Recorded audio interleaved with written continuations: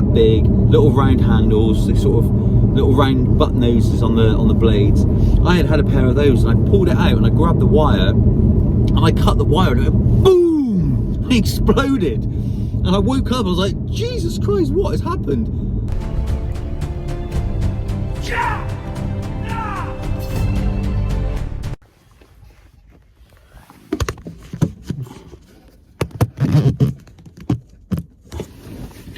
Hello world.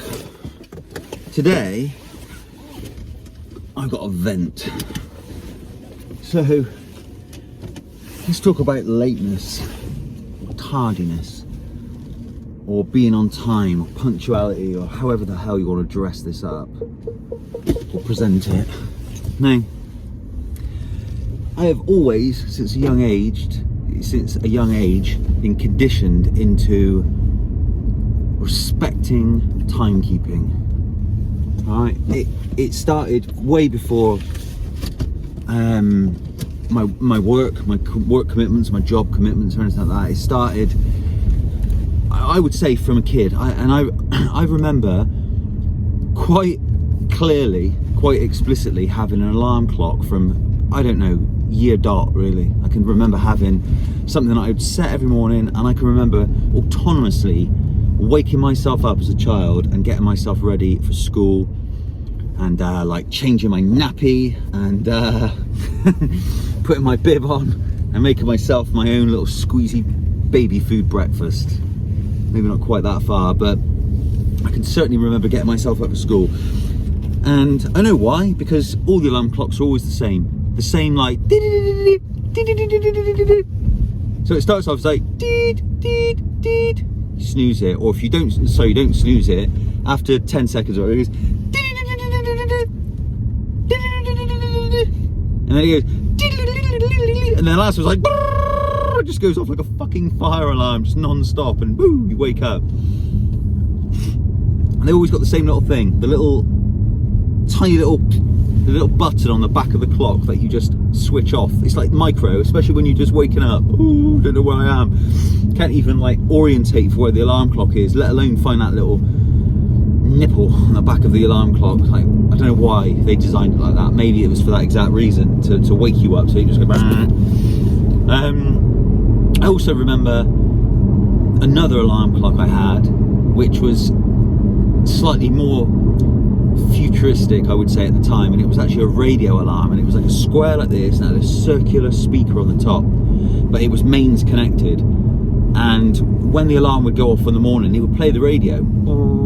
The radio would come on, and to turn it off, God, this is like a core memory I've just reignited. To turn it off, it was like a motion sensor over the top, you'd have to touch it. But and I've also, the reason I remember this one actually is coming back to me is because I can remember that thing malfunctioning one night, and I remember blaming my younger brother or younger sister for it, because I just thought, why is this, you know, I wouldn't have done this, but I think it was just a malfunction, and it went off in the middle of the night, sort of 2, 3, 4 o'clock in the morning or what have you.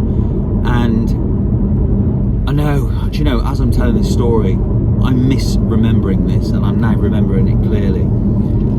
It didn't go off at all in the night, but what did go off was, I think, a wristwatch or one of my older alarm clocks, and it went off funny because my sister or brother were playing with it during the day, and they altered the setting, the times on it, and I woke up and I used to have a really bad problem with sleepwalking when I was a kid.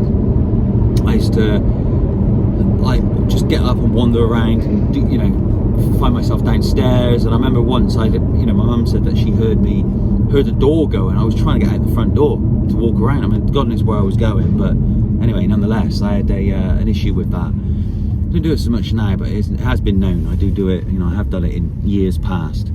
But anyway, the alarm went off, the beeping went off, and I couldn't switch this little motion detector. It just wasn't working. So I got up and I was like tapping it, and I couldn't stop it beeping. So I got so frantic in my sort of like sleepwalky kind of, half asleep zombie state. I got up and I was trying to find the wire, and the wire went back down the back of my desk and sort of disappeared to the plug, but the plug was where the desk went up against the wall. It blocked the plug, so I couldn't get to the plug. So anyway, I've done everything. I've tried to get it off. I'm trying to flick all the switches. Wouldn't turn off. So I had a pair of those old like school scissors, you know, that every school has got. They're about that big, little round handles, they sort of little round butt noses on the blades. I had a pair of those, and I pulled it out and I grabbed the wire and I cut the wire, and it went boom! It exploded. And I woke up and I was like, Jesus Christ, what has happened? What, I've just literally cut through a live mains wire to an alarm clock. And it was still going off. And what it was this watch that was in my drawer. It was either a little watch or it was a little alarm clock that I had. Anyway, whatever. So I switched it off and I was like, oh. Anyway, I've always had a very, very, very specific requirement for punctuality. And it just, from that moment forth, I think it just led into my childhood where, oh, that's cool. It led into my childhood where I'd get myself up, I would do my own stuff, get my clothes ready, breakfast, etc., go to school, blah blah blah. And then work was the same. I always had my alarm clock, and I'd get up and I would punctual. I don't think there's any excuse for being late, personally. I don't understand it. I don't think ever would I accept, oh, I'm sorry I'm late. Why? Oh, because of ABC. Why did you leave it to A, B and C? You know, let me know. What is a plausible reason to be late? I mean, if you look at it, break it down on like getting up and going to work, right? Go to work. Why are you late? Oh, it's a traffic jam. Okay, why did you leave? Did you leave at the moment where your journey to work would land you exactly at work at your exact time? Why would you do that? Why would you aim to land at start point? Go a bit earlier. You know, okay, you know, if you get stuck in traffic, which is an hour long, an hour delay, fair enough. But if it's 10 minutes, 15, 20 minutes late, nah, you should be leaving on time for that. What's the other one? Oh, such and such happened, my shirt wasn't ironed, or oh my, you know, whatever. There's always a solution. There's always an alternative to you being late. You can always do something, take sort of prophylactic action to prevent that, in my opinion. Not a lot of the people share that opinion with me, though, I found out. And not a lot of the people close to me share that opinion. And god damn, it's a flipping bugbearer.